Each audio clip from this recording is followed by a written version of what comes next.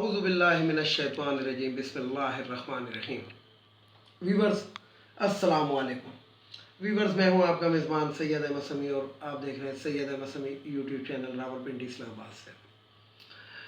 Viewers ایک کہاوت سے آج کی ویڈیو شروع کرتا ہوں۔ کہاوت یہ ہے کہ ایک بوڑھا شخص ہوتا ہے جو بڑا جہاندیدہ ہوتا ہے، تو اس سے کچھ بچے پوچھتے ہیں کہ بابا بکواس کس کو کہتے ہیں؟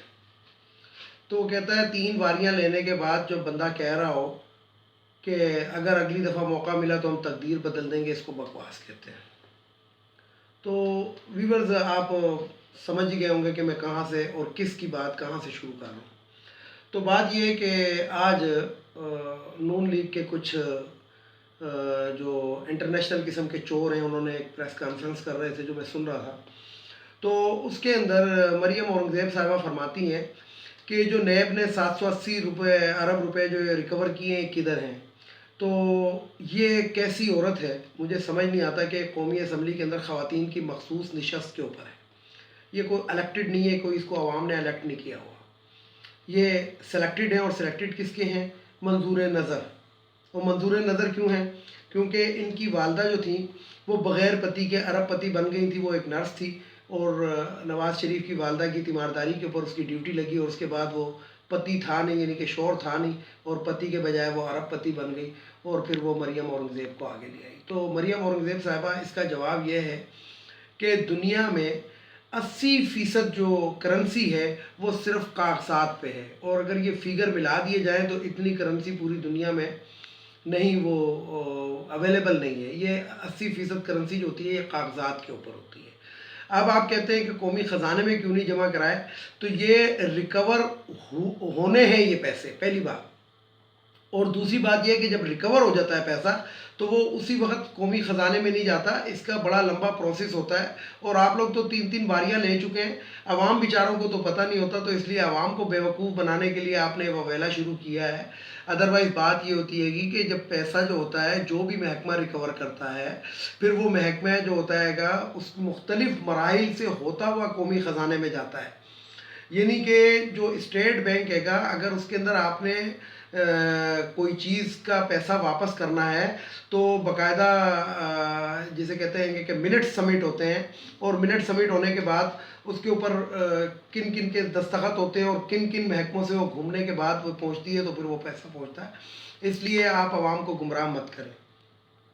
دوسری بات یہ ہے کہ پیپلز پارٹی کے جو ہیں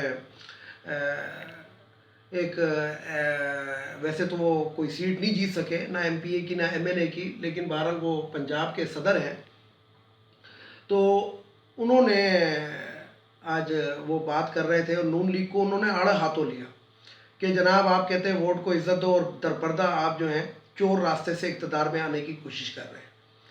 تو یہ جو بات تھی قمر زمان قاہرہ صاحب کی، یہ بڑی زبردست قسم کی بات تھی، لیکن مسئلہ یہ ہے کہ قمر زمان قاہرہ صاحب اپنے قائدین کو بھی آپ یہ بات بتائیں کہ یہ کون لوگ ہیں۔ یہ وہی لوگ ہیں کہ جنہوں نے بے نظیر کی برہنہ تصاویر جو تھیں وہ ہیلی کاپٹر سے گروائی تھیں، نصرت بھٹو پہ طرح طرح کے الزامات لگائے تھے۔ آج بلاول بھٹو ان تمام چیزوں کو اور اپنی غیرت کو بالائے طاق رکھ کے ان کے اگر اندر گھسنے کی کوشش کر رہا ہے تو کیوں کر رہا ہے؟ پیپلز پارٹی کا اپنا تشخص ہے، اور اس کو اپنا تشخص بہرحال برقرار رکھنا چاہیے۔ لیکن ایک مشہور مسلمان جنگجو تھے جنہوں نے دنیا کے اوپر، نور الدین زنگی کی میں بات کر رہا ہوں، تو نور الدین زنگی نے ایک لفظ کہا تھا کہ جب اندر کے چور ایک ہو کر دشمن حکمرانوں کے بارے میں باتیں کرنا شروع ہو جائیں اور باہر کے دشمن ڈرنا شروع ہو جائیں تو سمجھ جائیں کہ حکمران صحیح ہے۔ یہ نور الدین زنگی کا قول ہے، اور نور الدین زنگی نے یہ ارشاد فرمایا تھا۔ تو بات یہ ہے کہ کنٹینر پہ کھڑے ہو کے تو عمران خان بڑی باتیں کرتے تھے، اس میں کوئی شک نہیں۔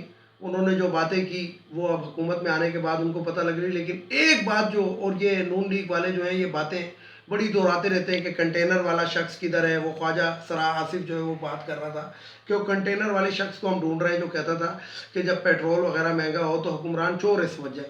لیکن یہ ساری باتیں خواجہ سرا آصف کو یاد ہے، لیکن ایک بات اس کو یاد نہیں ہے، اور وہ بات میں آج آپ کو یاد کرا دیتا ہوں کہ اس نے کہا تھا کہ جب میں ان تمام چوروں پہ ہاتھ ڈالوں گا تو یہ سب ایک ہو جائے گے، اور یہ اب نظر آ رہا ہے، اور اب نہیں نظر آ رہا ہے، یہ تقریباً 3 سال سے بے روزگاروں کی ٹولیاں نظر آ رہی ہیں۔ اب میں آپ کو ایک اور بات بتاؤں کہ میں نے اپنی ایک ویڈیو کے اندر آپ کو بتایا تھا کہ شہباز شریف جو ہے، جو اپنے آپ کو خادم اعلیٰ کہتا تھا جبکہ وہ ڈاکو اعلیٰ تھا، تو وہ ڈاکو اعلیٰ جو ہے وہ چور دروازے سے اقتدار پہ گھسنے کی کوشش کر رہا تھا اور کر رہا ہے، اور جو اس کا مورا ہے محمد زبیر، اس کو اس نے آگے لگایا ہوا ہے کیونکہ زبیر جو ہے وہ ایک جنرل کا، ریٹائرڈ جنرل کا بیٹا ہے، اور وہ جو ہے وہ آرمی کی میسز کے اندر اور ان کے اندر دراصل یہ جو ہوتے ہیں یہ آ جا سکتے ہیں، اور کسی بھی فنکشن کے اندر جو آرمی کا ہو رہا ہو یا فورسز کا ہو رہا ہو تو اس کے اندر اس طرح کے لوگ جو ہوتے ہیں جو کسی ریٹائرڈ کی فیملی ہو وہ جا سکتی ہے، تو یہ گائے بگائے کہیں نہ کہیں یہ پہنچ کے اور ان کے کانوں میں یہ نرم گوشہ پیدا کرنے کی کوشش کرتا ہے۔ لیکن کل ان کے تابوت میں آخری کیل جب اجلاس ہو رہا تھا اس کے اندر باجوہ صاحب نے ٹھوک دی اور انہوں نے ایک الفاظ کہے کہ عمران خان موجودہ وزیر اعظم ہیں ہمارے اور چیف ایگزیکٹو ہیں، تو اس لیے ان کے ساتھ جو ہے اگر یہ بات کی جائے کہ ان کو ہٹا دیا جائے یا یہ کر دیا جائے یا چور دروازے سے داخل ہوا جائے تو ایسے نہیں ہو سکتا، وہ چیف ایگزیکٹو ہیں پاکستان کے۔ اب میں یہاں پہ ایک اور بات بتا دوں، یہ میں ذاتی طور پہ بتانا چاہتا ہوں کہ جتنی بھی سیاسی جماعتیں ہیں جو چور اچکے ڈاکو جس کے اندر شامل ہیں، ہاں یہاں پہ ایک اور بات بتاتا چلو پھر میرے ذہن سے نکل جائے گی کہ مریم اورنگزیب صاحبہ آپ تو 780 ارب روپے کا حساب مانگ رہی ہیں، لیکن ہم بھی تو اتنے عرصے سے حساب مانگ رہے ہیں کہ رسیدیں کدھر ہیں۔ ہم شہباز شریف سے پوچھتے ہیں کہ جناب یہ جو ٹیٹیاں آئی ہیں جو آپ کا ملازم آپ کو تنخواہ دیتا رہا ہے کس کھاتے میں دیتا رہا ہے وہ ابھی تک نہیں بتایا۔ حمزہ شہباز کے اکاؤنٹ میں ٹیٹیاں کہاں سے ہیں یہ وہ نہیں بتاتا۔ لندن کے فلیٹ کہاں سے خریدے حضور یہ ہیں وہ ذرائع جو قومی اسمبلی میں کہا تھا وہ نہیں بتاتا، رسیدیں کسی چیز کی بھی نہیں ہے اور ثبوت کسی چیز کے بھی نہیں ہے، اور یہ بات کرتے ہیں باقی تو چھوڑیں، آپ تو 35 سال حکومت پہ رہے ہیں، یہ تو 3 سال ہوئے اس حکومت کو آئے ہوئے، جب آپ کی اگر اللہ نہ کرے خدا نہ کرے اگر آپ کی حکومت دوبارہ آ جائے تو بے شک آپ حساب ان سے بھی لے لیجئے گا، 780 ارب روپے کا نہیں جتنے کا بھی، لیکن پہلے آپ اپنا حساب تو دیں۔ آپ نے ان کی قبر میں نہیں جانا، آپ نے اپنی قبر میں جانا، پہلے اپنا حساب دیں، اس کے بعد آپ اچھے لگیں گے دوسروں سے بھی حساب مانگتے رہیں۔ وہ ویلا کیا جاتا ہے کہ جناب نیب نے کلین چٹ دے دیا اور فلانا دے دیا، نیب کے پراسیکیوٹر جو تھے وہ انہوں نے ریزائن کر دیا، کس بات کے اوپر ریزائن کیا کہ انہوں نے کہا مجھے دھمکیاں مل رہی ہیں، دھمکیاں کون دے رہا ہے؟ اہل شریف، یعنی کہ یہ وہی لوگ ہیں گے کہ جس کے لیے chief justice of Pakistan Saqib Nisar نے سیزرن مافیا کا لفظ استعمال کیا تھا۔ تو بہرحال یہ بات جو تھی میں نے آپ کو بتائی، لیکن میں ایک بات جو بتاتے ہوئے رہ گیا تھا اور اس میں نے یہ دوسری بات یاد آ گئی، تو وہ بات یہ ہے کہ ہوش کے ناخن لے لیں یہ پی ٹی ایم والے، پیپلز پارٹی ہے بھلے نون لیگ ہے بھلے مولانا فضل الرحمان ہے بھلے یہ جتنی بھی جماعتیں ہیں، یہ ہوش کے ناخن لیں، وزیر اعظم عمران خان اتنا خطرناک نہیں ہے جتنا اگر آپ نے اس کو کسی طریقے سے چور دروازے سے نکالنے کی کوشش کی، اس کی حکومت گرانے کی کوشش کی، تو سڑکوں پہ جو عمران خان ہوگا وہ آپ لوگوں کے لیے بہت خطرناک ہوگا، یہ میں بتا رہا ہوں آپ کو، کیونکہ اس کی شارٹ کال کے اوپر بھی یہ بڑے سے بڑا جلسہ کر سکتا ہے، اور جلسے کے ساتھ کیا کچھ ہو سکتا ہے۔ جب تحریک لبیک کالعدم جماعت تھی وہ جب ہاسٹیجز بنا سکتے ہیں اتنے بڑے شہریوں کو، تو آپ سوچیں کہ جس شخص کے ساتھ عوام ہے، یہ جو آپ لوگ رونا رو رہے ہیں ٹی وی کے اوپر آ کے، آپ مجھے بتائیں، میں نے کل شوگر ملوں کی ایک گنتی بتائی تھی کہ یہ شوگر ملیں ان لوگوں کی ہیں، یہ شہباز شریف اعلان کیوں نہیں کر دیتا کہ جناب ہم اپنے شوگر ملوں سے، یہ شریف فیملی اعلان کیوں نہیں کر دیتی ہے، زرداری فیملی اومنی گروپ یہ اعلان کیوں نہیں کر دیتا کہ جناب ہم اپنے شوگر ملوں سے چینی بہت سستی عوام کو دینے کے لیے تیار ہیں، لیکن نہیں، انہوں نے یہ کرائسس پیدا ہی اس لیے کیا، سندھ کے اندر کریشنگ شروع ہو جانی چاہیے تھی، لیکن یہ کرائسس ہی اس لیے پیدا کیا کہ ادھر تو تحریک لبیک جو ہے وہ اپنی غنڈہ گردی پہ اتری ہوئی ہے، تو ادھر ہم بھی یوں کر کے تو جناب حکومت کو بلیک میل کر لیں گے، تو ایسی کوئی بات نہیں ہے۔ میں آپ کو بتا رہا ہوں اور بڑے باوثوق ذرائع سے بتا رہا ہوں کہ عمران خان کہیں نہیں جا رہے، یہ میں نے پہلے بھی کہا تھا جب بڑے اینکر جو تھے وہ بڑے صحافی جو تھے وہ اس کی وہ کرتے تھے۔ اب یہاں پہ میں ایک بات کروں یہ صحافیوں کے بارے میں بھی یہ کچھ مخصوص صحافی ہیں جن کو ڈیپ پاکٹس کا لفظ ایک یوز کیا گیا. حالانکہ مجھے انگلش کے اندر ان صحافیوں کا وہ نہیں پتہ تھا، لیکن جب ڈیپ پاکٹ کا لفظ شاہ محمود قریشی پڑھے لکھے جو وزیر خارجہ ہیں انہوں نے جب یوز کیا تو یہ ہمیں سمجھ آ گئی. اس کے اندر ڈاکٹر دانش جیسا بھی ایک شخص ہے جس کو نہ الف بے کا پتہ ہے. یعنی کہ آپ اس کی اس گھٹیا سوچ سے آپ اس دانش کی اندازہ لگا سکتے ہیں کہ یہ کیا باتیں کر رہا ہے. اس کو پتہ ہی نہیں ہے. یہ وہی لوگ ہیں عاشمہ شرازی کی طرح کے لوگ جو سر کے اوپر تو دوپٹہ شپٹہ اوڑھ کے اسکارف اوڑھ کے وہ جس کو کہتے ہیں کہ وہ، لیکن یہ عمرے اور حج جو کرتے رہے یہ کس پیسوں سے کرتے رہے یہ بھی آپ کو پتہ ہے. اور عاصمہ شرازی کے بارے میں اس سے زیادہ بات کیا کروں کہ یعنی کہ کہتے ہوئے بھی شرم آتی ہے. یعنی کہ صحافیوں کے بارے میں ڈیپ پاکٹس تو آپ کہہ سکتے ہیں، لیکن خواتین کو تو پرس ہوتا ہے، پاکٹ بھی نہیں ہوتی. اور پرس اب میں کیا کہوں. لہذا جو سمجھدار لوگ ہیں وہ خود ہی سمجھ جائیں کہ عاصمہ شرازی اور ان لوگوں کا کریکٹر کیا ہے. ڈاکٹر دانش، سلیم صحافی اور یہ جو ایک حامد میر، ان صحافیوں کے بارے میں زیادہ کیا بات کہیں. یہ حامد میر وہی ہے کہ جس نے کہا تھا کہ نواز شریف کو 28 دن کے لیے جانے دیں اور اگر یہ نہیں آیا تو سب سے زیادہ شور میں کروں گا. لیکن اب یہ سائیڈ لائن ہو کے جناب کسی بل کے اندر چوہے کی طرح بیٹھا ہوا ہے. بات نہیں کر سکتا، آ نہیں سکتا ٹی وی کے اوپر کسی پروگرام کے اندر، اس لیے کہ کس کو کتنا منہ دکھائے. یہ وہی لوگ ہیں کہ جو آئے دن یہ جو مولانا فضل الرحمان جو تھا یہ کہتا تھا ملک کی سالمیت کو خطرہ ہے. ملک الحمدللہ 73-74 سال ہو گئے آپ لوگوں کی بے انتہا لوٹ کھسوٹ کے باوجود بھی قائم اور دائم، اور قائم دائم رہے گا. اس لیے کہ اس کے اندر ایک محکمہ اتنا مضبوط ہے جس کو آپ باوجود کوشش کے آپ ہلا نہیں سکے. وہ ہے آرمی، وہ ہے نیوی، وہ ہے ایئر فورس، یعنی کہ مسلح افواج کا محکمہ. میں ان کو ایک ہی محکمہ کہتا ہوں. اس لیے یہ جتنے بھی اس کے خلاف پاکستان کے خلاف گٹھ جوڑ کر لیں، جو مرضی کر لیں، پاکستان کی جڑیں اب اتنی کمزور نہیں ہیں. میں نے آپ کو کہا تھا کہ ہمارا ملک وہ ہے کہ جس کی بنیادیں کمزور ہوئی ہوئی ہیں، لیکن میں ادھر بنیادوں کا لفظ نہیں یوز کر رہا، میں ادھر جڑوں کا لفظ یوز کر رہا ہوں کہ پاکستان کے اندر اس محکمے کی جڑیں اتنی مضبوط ہیں کہ پاکستان کو ہلنے نہیں دیں گے. یہ سہارا دے لیں گے. جس طرح آرمی والے ہوتے ہیں نا، عارضی پل بنا کے اپنے ٹینک گزار لیتے ہیں، تو اسی طریقے سے یہ اس ملک کو بھی نیا پار کرا لیں گے. اور آپ جیسے چور، لٹیروں، ڈاکوؤں کو جو آپ کوشش کر رہے ہیں چور دروازے سے آنے کی، تو میں سب سے پہلے تو پاکستان کے مسلح افواج جتنی بھی ہیں ان سے میں ایک بات کہوں کہ یہ وہی لوگ ہیں جو سڑکوں پہ آپ کو خلائی مخلوق اور کیا کیا کہتے رہے ہیں. تو اگر اب اس کے باوجود بھی اگر آپ ان کا ساتھ دیں گے تو پھر یہ میری سمجھ سے باہر ہے.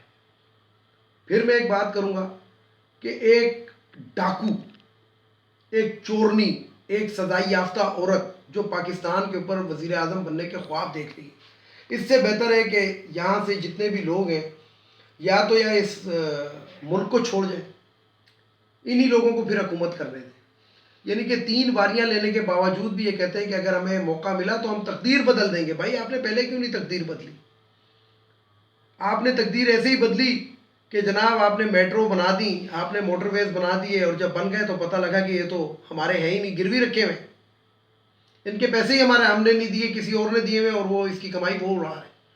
یعنی کہ پاکستان کا کتنا زر مبادلہ، یہ جو موٹر وے کے اوپر آپ ٹیکس وغیرہ دیتے ہیں، ٹول ٹیکس دیتے ہیں، یہ پاکستان کے خزانے میں نہیں آتا، یہ جن کے پاس گروی رکھا ہوا ان کے پاس چلا جاتا ہے. اسی طریقے سے آپ دیکھ لیں دوسری چیزوں کو کہ جو چیزیں انہوں نے گروی رکھی ہوئی ہے اس کی انکم ابھی تک پاکستان کے خزانے میں نہیں آ رہی. یہ آپ ہی کو لوگوں کا کوالیفائڈ دور تھا جس کے اندر اسٹیل مل آج تک بند پڑا. یعنی کہ 5 سال پیپلز پارٹی حکومت کر گئی اور 5 سال ہی نون لیگ حکومت کر گئی اور 3 سال یہ موجودہ حکومت. لیکن اس 10 سال کے اندر جو اسٹیل کے کاروبار کے لوگ جو اپنے آپ کو ڈان کہتے ہیں، شریف فیملی، وہ اسٹیل مل کو نہیں چلا سکے. اور جیسا کہ آپ کو یاد ہو کہ مقتہ اسماعیل کی وہ ویڈیو شاید آپ نے دیکھی ہو کہ کوئی دے یا نہ دے، میں یہ آفر دینا چاہتا ہوں کہ کوئی پی آئی اے اگر خریدے تو ہم اسٹیل مل مفت دے دیں گے. اس کے باپ کی اسٹیل مل ہے کہ یہ مفت دے گا؟ اس کے ماں کی جہیز میں آئی ہوئی تھی یہ اسٹیل مل کے یہ مفت دے گا؟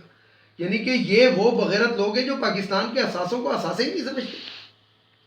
تو ان لوگوں کے لیے کیا میں بات کروں. آج یہ مقتہ اسماعیل بھی بات کر رہا تھا ٹی وی کے اوپر بیٹھا ہوا، اسی پریس کانفرنس میں، ڈاکوؤں کی پریس کانفرنس کے اندر، کہ ہمیں اس کا جواب دو. بھائی پہلے تم تو جواب دو, تم ہو کون, تمہاری حیثیت کیا ہے؟ نہ تم ایم این اے نہ تم ایم پی اے, تمہاری حیثیت ہے کیا؟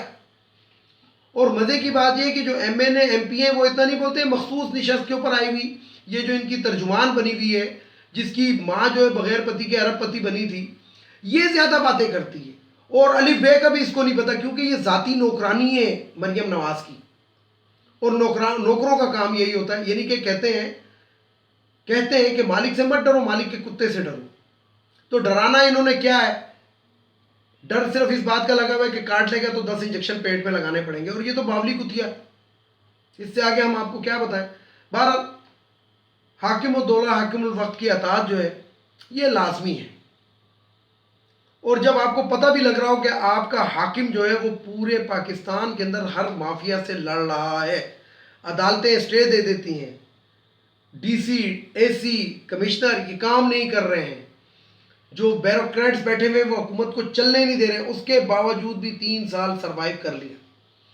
اور ان لوگوں کا وقت جو ہے وہ بہت نزدیک آ چکا ہے. یہ میں آپ کو بتا دوں, اگر عمران خان کے پاس 2/3 اکثریت ہوتی تو آج پاکستان کا نقشہ بدلا ہوا ہوتا. ویڈیو کو لائک کریں, شیئر کریں, سبسکرائب کریں, بیل آئیکن کے بٹن کو ضرور دبائیں تاکہ میری نیکسٹ ویڈیو آپ کو مل سکے. اس کے ساتھ ہی اجازت چاہوں گا, اجازت چاہنے سے پہلے میرے روایتی جملے کہ ایک ان اخوانیوں کو ہمارے ملک سے چلا جانا چاہیے. آج وزیر اطلاعات اور نشریات جو تھے چودھری صاحب بیٹھے ہوئے باتیں کر رہے تھے افغانستان کے بارے میں کہ انسانی المیہ جنم لے سکتا ہے, تو لے لے بھائی.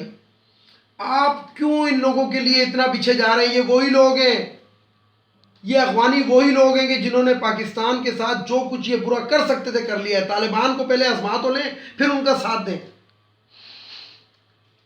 صرف ورلڈ کپ کا ایک میچ ہی اٹھا کے دیکھ لیں, باقی تو چھوڑیں.